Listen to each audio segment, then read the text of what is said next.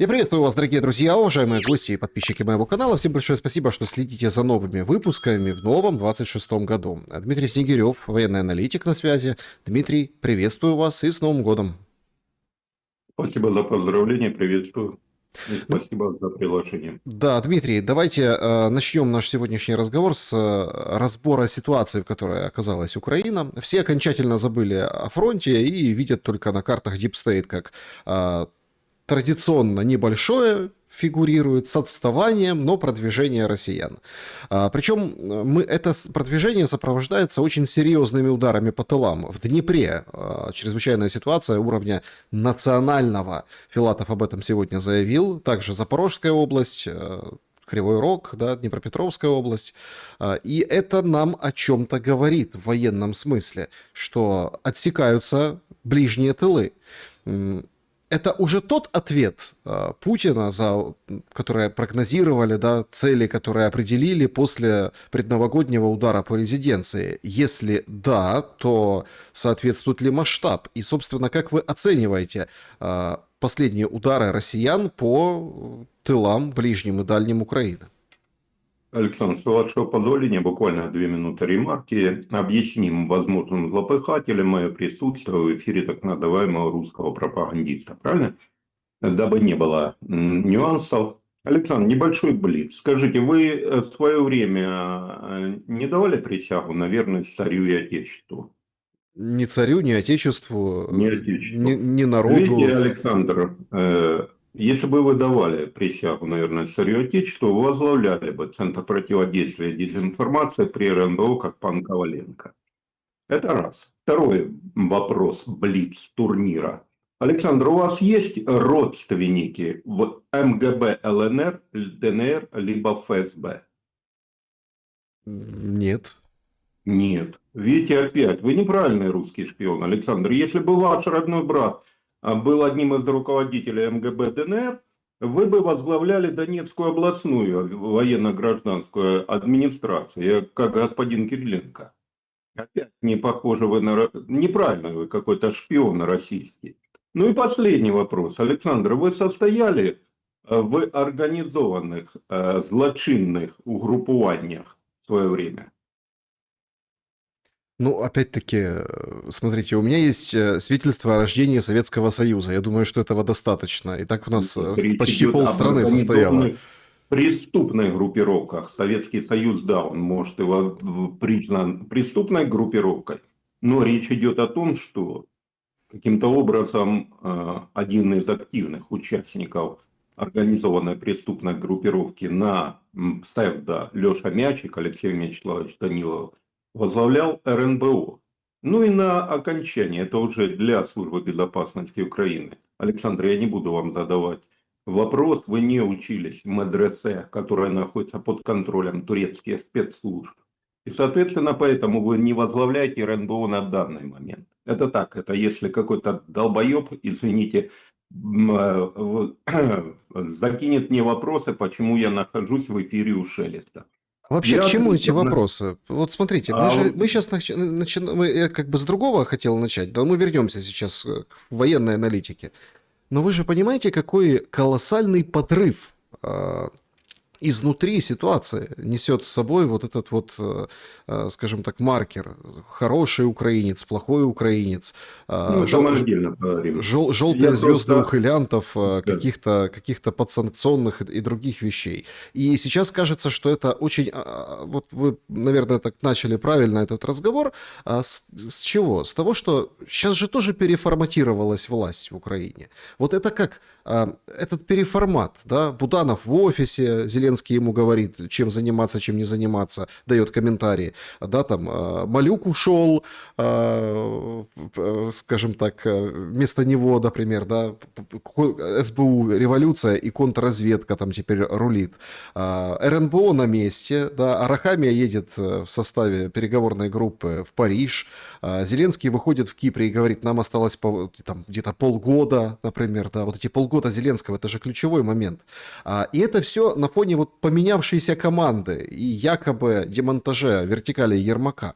Это для того, чтобы воевать дальше или для того, чтобы война сходила на нет? Ну, Александр, давайте очень коротко по демонтажу команды Ермака. Вы обратили внимание, кого демонтировали? Если мы начинаем с глав областных военно-гражданских администраций. Второстепенные области. Те области, где не фигурируют коррупционные скандалы. Заметьте, на своих должностях остались руководители Донецкой областной военно-гражданской администрации, Запорожской, Харьковской и Сумской. Именно там, где сосредоточены колоссальные финансовые ресурсы и где идет имитация инженерно-фортификационных сооружений, на которых грабят в буквальном смысле украинский бюджет, причем речь идет о растратах миллиардных сумм. Я объясню, Александр, о чем идет речь. В Донецкой области, которую мы контролируем, 25% за 2025 год на автомобильные дороги, представляете, фронтовая область, было потрачено 900 миллионов гривен. Колоссальная сумма, так более чем. Я могу еще множество примеров привести. Запорожская областная администрация Федоров не удалось поломать коррупционную схему строительства подземной школы. Представляете, подземной школы для детей в Камышевахе, которая находилась и находится в зоне поражения российской даже ствольной артиллерии, не говоря уже о реактивной. Знаете, какая реакция была этого Добродья? Его не признали российским агентом, не признали коррупционером. Он вышел и сказал, негативная информация в СМИ, к сожалению, помешала реализации подобных планов. То есть негодяй не подумал о том, что надо эвакуировать украинских детей. Он подумал о том, что надо закопать сотни миллионов гривен в подземную школу, польза от которой будет ноль. Так вот, это к вопросу демонтажа команды Ермака. То есть ключевые представители областных военных администраций, где и соответственно происходит отмыв денег, они остались на местах. По поводу Малюка, ну, вся эта информационная кампания по поводу эффективности работы главы службы безопасности Украины, это не более чем сама информационная кампания. Объясню, о чем идет речь. Речь идет о том, что это, особенно, вы знаете, меня неприятно удивила эта информационная кампания в поддержку Малюка. Речь идет о том, что под софиты вытащили весь агентурный аппарат службы безопасности Украины. О чем тут можно дальше говорить? Александр, объясните, о какой эффективности работы службы безопасности Украины идет речь, если я и начал с примеров, которые свидетельствуют о том, что контрразведывательный режим службы безопасности Украины, он не отвечает тем внешним вызовам. То есть режим спецпроверок, он на колоссально низком уровне. Я еще раз приведу пример, если кто не понял. Коваленко, руководитель Центра противодействия дезинформации, в свое время возглавлял региональное отделение Всевеликого войска Донского. О каких спецпроверках может быть идти речь? И таких примеров масса. Операция «Паутина», которая сказывает, что это блестящая украинская операция, это операция под чужим флагом. О чем свидетельствует передислокация стратегических бомбардировщиков Российской Федерации непосредственно к границам Соединенных Штатов и, соответственно, подписание Казахстаном страной ДКБ расширенного договора о военно-техническом сотрудничестве не с Россией, с Великобританией. А я напомню, фуры заезжали как раз с территории Казахстана. Ну и, соответственно, удар по подводной лодке в бухте Новороссийска. Да, конечно, успешная операция украинской стороны, если не брать во внимание то, что самолет дальнего радиолокационного выявления целей Соединенных Штатов в это время баражировал небо в районе Крыма. То есть, как минимум, можем говорить о том, что, соответственно, речь идет как об обмене развединформацией.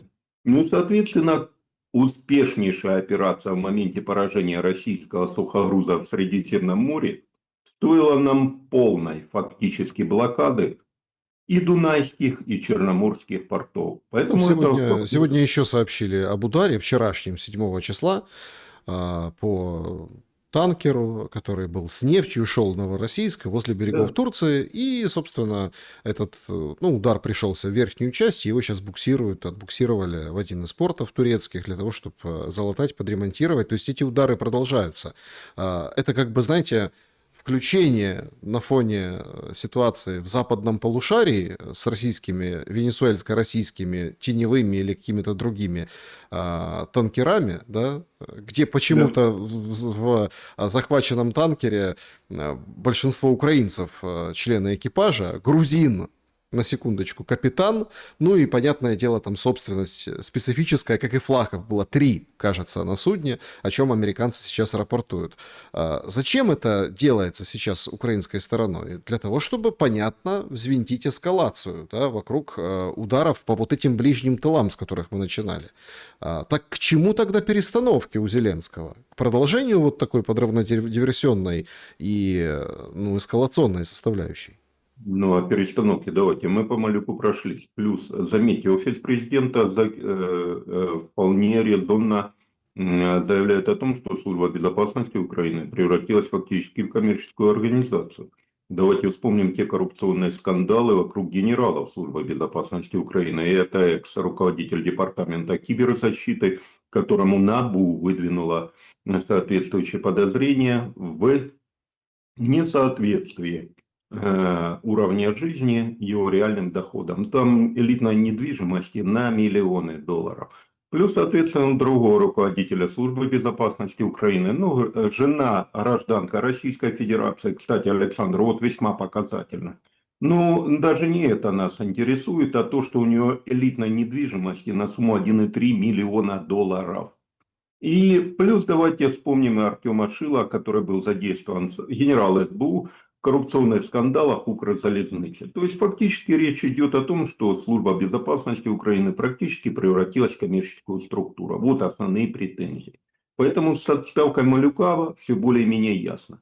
Отставка главы ДПСУ. Александр, ну только ленивый не говорил о том, что это фактически ручная команда, которая позволяла избежать задержания, либо же, соответственно, возможности предъявления подозрения на БУИСАП фигурантам антикоррупционных расследований.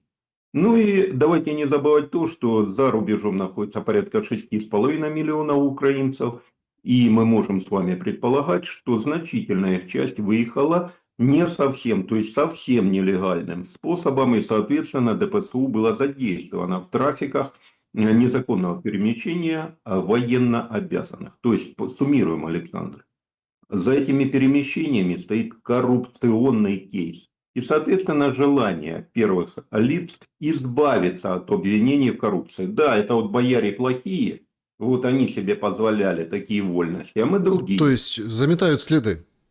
Ну, рубят концы, то, что называется. По поводу Буданова, тут ситуация абсолютно прогнозируемая. Два варианта.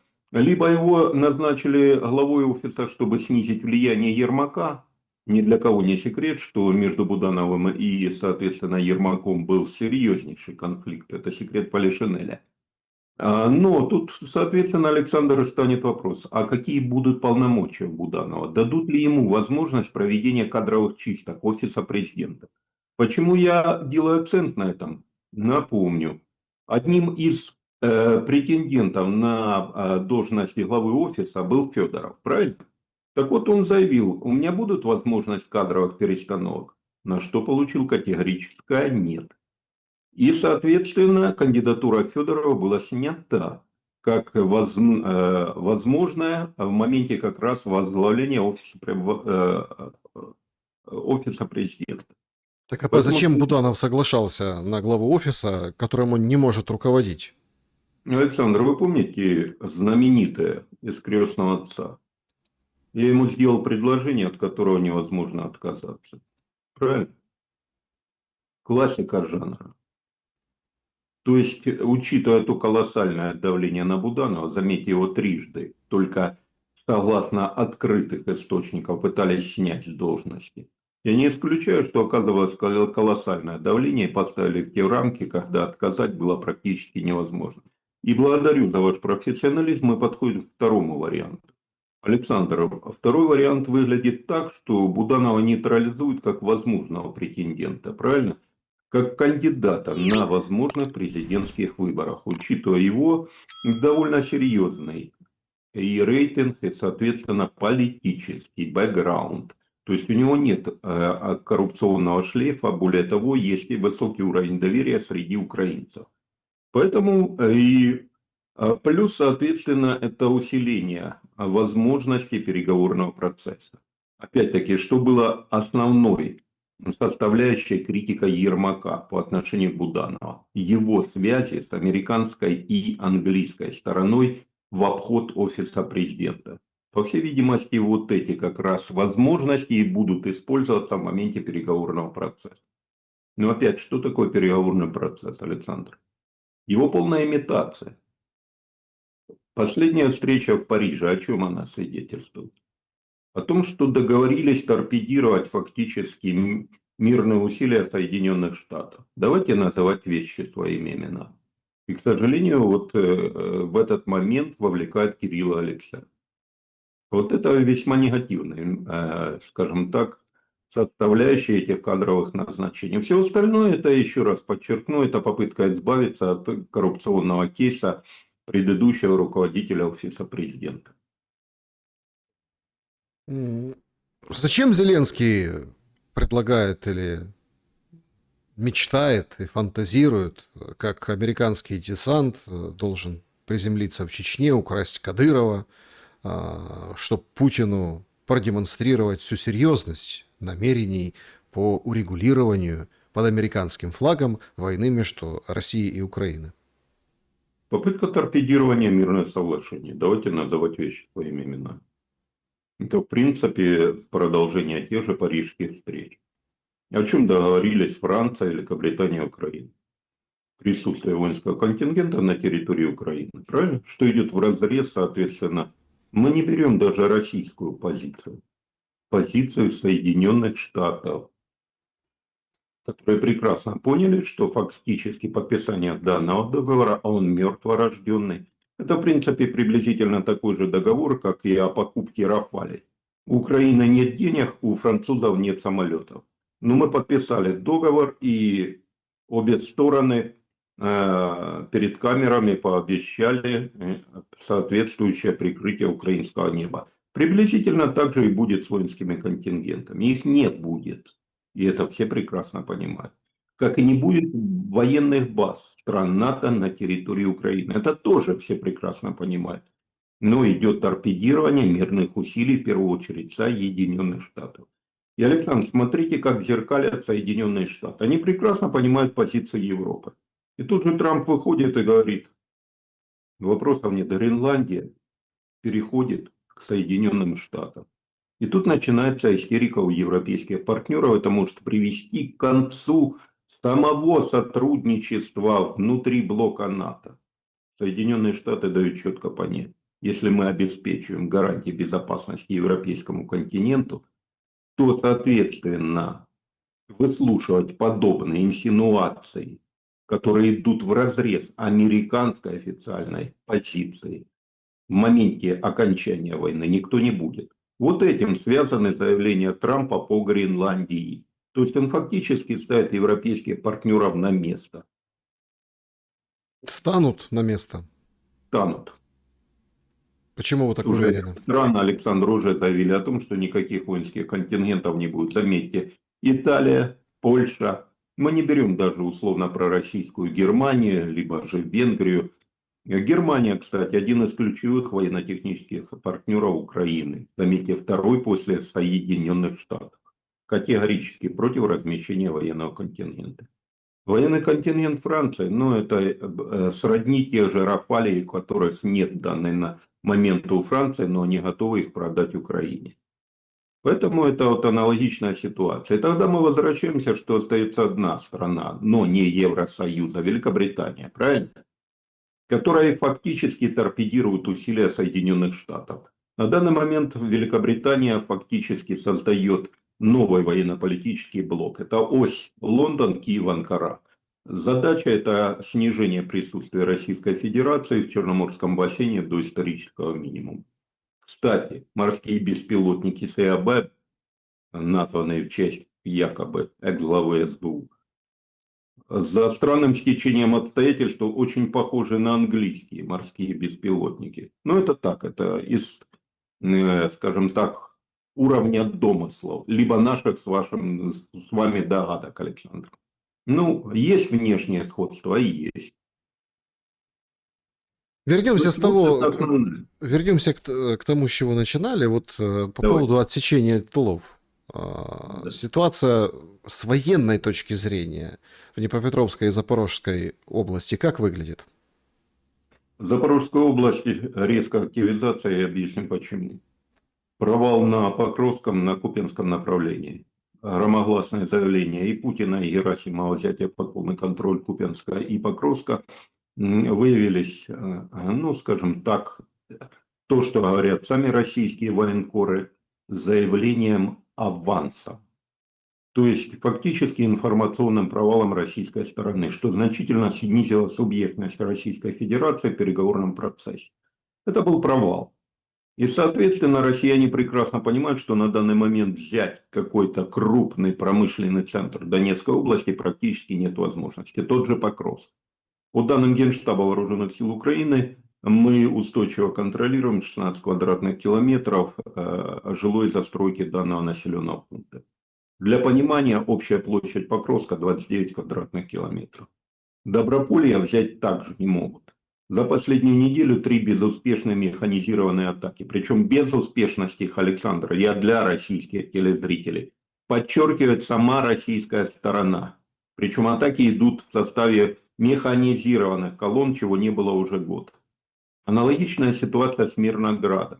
Там нет полного контроля россиян. Купянск-то аналогично, взять не могут. Более того, на данный момент российские паблики торжественно заявляют о том, что наконец-то есть возможность эвакуации штурмовых групп из Купянска. То есть признается контроль сил обороны Украины над данным населенным пунктом. И, Давайте соответственно, я здесь хочу да, уточнить. пожалуйста. Смотрите, если по Купянску есть такая информация, действительно, но простите, Мирноград, который, ну, в девичестве Димитров, да, Да. как бы утерян, это признают все и западные, и в том числе украинские синт-аналитики. А про Покровск тоже звучит как, ну, такая переможная история, и мы знаем, что Генштаб этим славится, да, славится. Если тут же какая лесенка? Deep State отстает около месяца, нам на пару недель точно, Генштаб еще больше отстает. И непризнание ситуации под, ну, скажем так, возле Покровска, там Мирноград, Покровска, это же, ну, такая очередная уловка. Все Александр, прекрасно ну, понимают, что, ну, там ситуация патовая, и вот эти все данные, которые вы привели из Генштаба, они ровно существуют на бумаге, ровно в политических, возможно, переговорных, возможно, каких-то целях.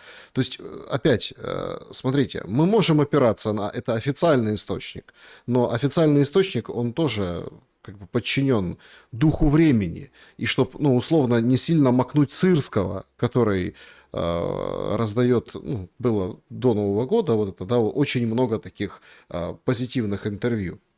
нет, я объясняю, о чем речь идет. Вы знаете, вот все ссылаются на Deep State как альтернативный источник информации. В чем заключается осинт-аналитик? И почему, Александр, заметьте, россияне используют тактику так называемых флагов-тыков. То есть, Ровно как и подождите, ровно как и украинцы. мы сейчас я отвечаю на ваш вопрос, почему информация Deep State отличается от информации Генштаба, и в свою очередь информация, соответственно, Deep State и Генштаба отличается от якобы информации западных осинт-аналитиков и, соответственно, российских заявлений. То есть используется тактика инфильтрации. Малые штурмовые группы от 2 до 8 человек. В условиях городской застройки инфильтрация, ну, это вполне нормальное явление обеих сторон. Вы правильно говорите, флаговтык используется обеими сторонами. Но у россиян нет таких полезных идиотов, как Deep State. Поэтому украинская сторона не может играть на противоречиях официальных заявлений российской стороны и российских осинт так называемых аналитиков. Объясняю, Александр. Два россиянина с флагом забегают в условия городской застройки. Это вполне реальные вещи. Сфотографировались, выкладывают в СМИ. Осинт-аналитики Deep State фиксируют данный факт и, соответственно, фиксируют его как присутствие российских войск и контроль российских войск над данной территорией. Это либо уже так называемая красная зона, полностью контролируемая российскими войсками, либо так называемый Сиряк, то есть территория никем не контролируема. Этих два российских тела успешно утилизируются либо FPV-дронами, либо, соответственно, спецподразделениями ССО, либо ГУР. Но это никого уже не интересует. Есть фотографии. И, соответственно, Deep State говорит, вот видите, мы какие молодцы. Информация Генштаба говорит о том, что россиян нет, а мы-то видим, два россиянина флаг установили. Вот это, Александр, и то, что Смотрите, называется... технологически это Подождите, я понятно. закончу. Это называется языком профессионала активной операции в информационном пространстве с целью формирования общественного мнения. Подождите, идет война. То Да. есть, смотрите, давайте И так. дипстейты используют в темную. Если, дай бог, если в темную используются российские спецслужбы. Ну, подождите, Будет хуже. стойте, было официальное сообщение о потере Мирнограда, понимаете? Вы сейчас говорите о том, что никто Не ничего не было потерял. официально, его нет. Данные сообщения не соответствуют действительности. Там сохраняется украинское присутствие. Россияне контролируют, да, значительную часть населенного пункта, но не идет речь о полном контроле над населенным пунктом. Вы посмотрите сегодняшние даже заявления опровержения дипстейта о ситуации в Сумской области Алексеевка. Аналогичная ситуация. Военные выходят и говорят, какой нафиг контроль? Мы находимся в данном населенном пункте. Дипстейт отвечает о том, что это серая зона, либо, соответственно, под полным контролем российской стороны. Вот вам и есть активные информационные операции. Вы знаете, это в свое время Тымчук данными вещами страдал. А Ну, потом, подождите, можно тогда вообще опираться... Вот я недавно, мне попадалась карта французских аналитиков. Там вообще бои в Бахмуте идут еще. Александр, а давайте проанализируем, например, Билд. Те же его цитируют, правильно? Рёбке, военный корреспондент. Причем цитируют почему-то украинская сторона с упоением о наших территориальных потерях. Но сами россияне выходят, уже трижды его ловили, говорят о том, что мы, конечно, благодарны за подобные тактические успехи, но они не отвечают действительности. Хорошо, вернемся к Запорожью и Днепру. Запорожье, Да.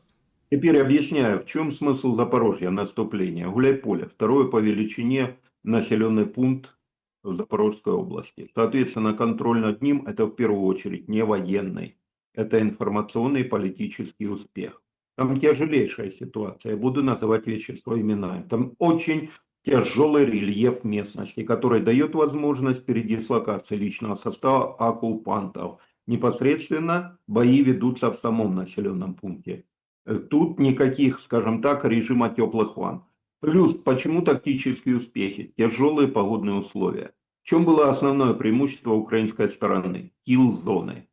То есть использование FPV-дронов, когда россияне вынуждены были признавать, по 14 FPV-шек может работать по одиночной цели. Это Рогозин говорил, это не я говорю. Он признавал преимущество украинской стороны на данном направлении в FPV-дронах. Сейчас тяжелые погодные условия. Возможности использования FPV нет. Тяжелый рельеф местности, и вот это сочетание факторов дало им возможность прорыва на Гуляйпольском направлении. Но опять-таки все заявления российской стороны о полном контроле Гуляйполя, они не соответствуют действительности, Александр. И это признают сами россияне. Я аналитик, я анализирую российские паблики. Удары... А теперь смотрите, почему запорожское направление не есть стратегическим для россиян? Почему я говорю, что успехи исключительно в информационном поле?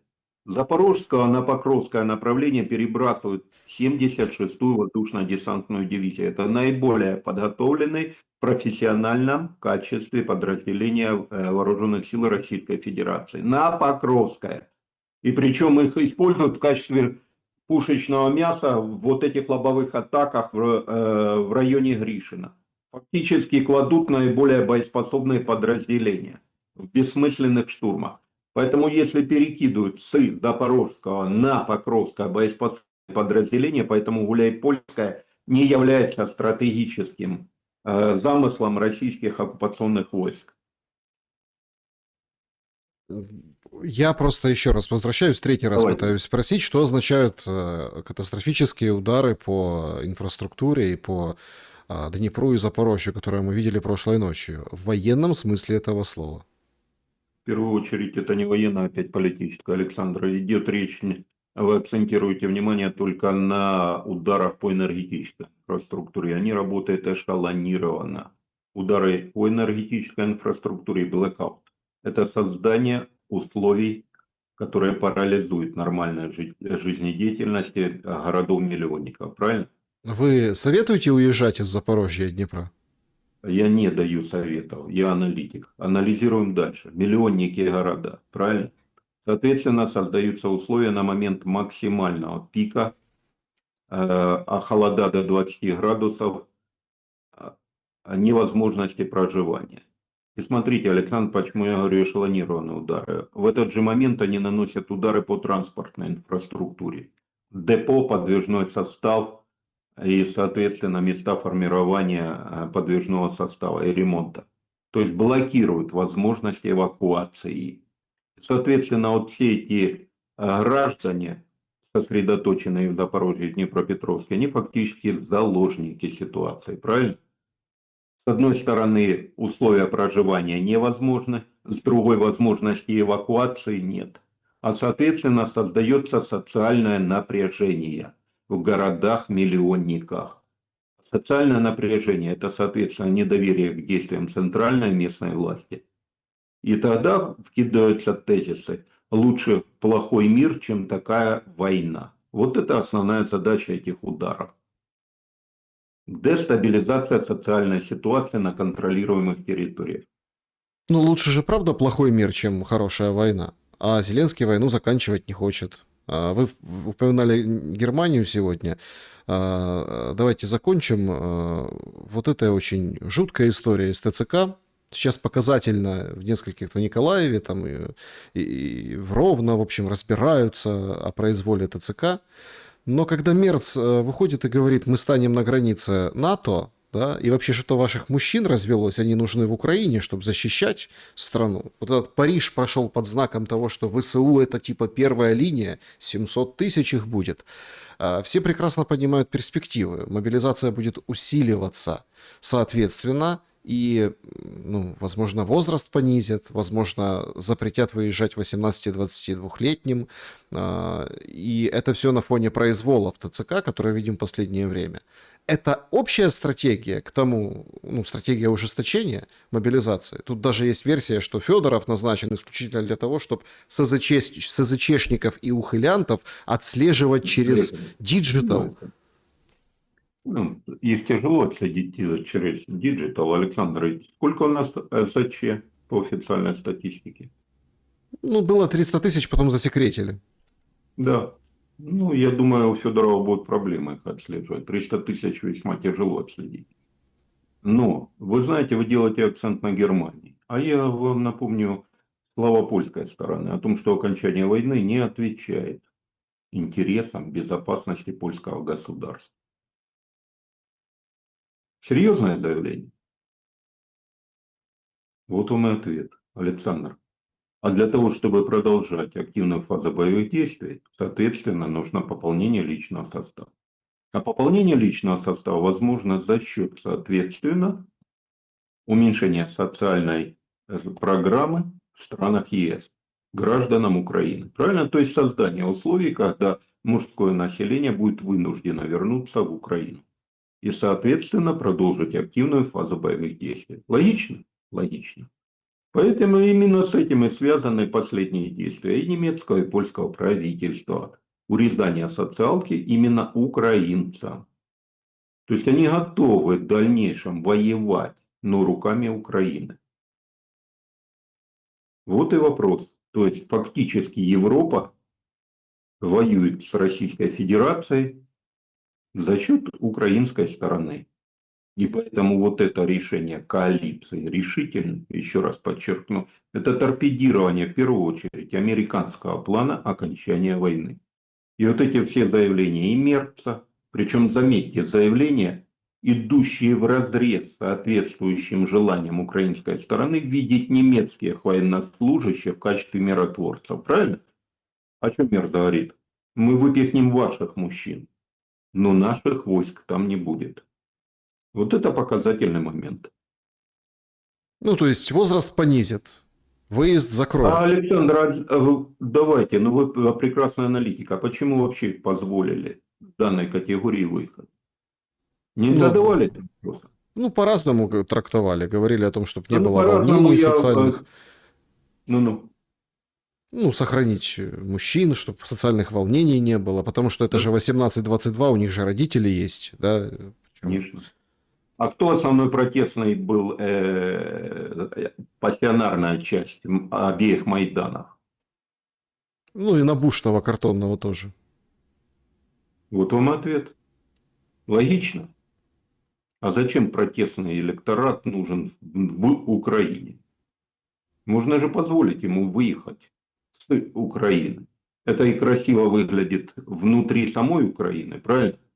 То есть мы не ставим под сомнение мобилизационные возможности Украины, более того, не рассматриваем понижение мобилизационного возраста. А с другой стороны, решаем вопрос отсутствия протестного электората внутри самой страны. А как вы технически вернете украинских мужчин, Александр? Законодательство европейских стран не предусматривает насильственный характер депортации. Ну, это Вот пока. Это пока. А Это там пока. посмотрим. Дмитрий Снегирев был моим собеседником сегодня. Спасибо за время и мысли. Спасибо вам. Друзья, благодарю, что посмотрели это видео. Напишите, что думаете в комментариях ниже. Подписывайтесь. До новых встреч. Всех еще раз с новогодними праздниками. До скорого. Роман Острый.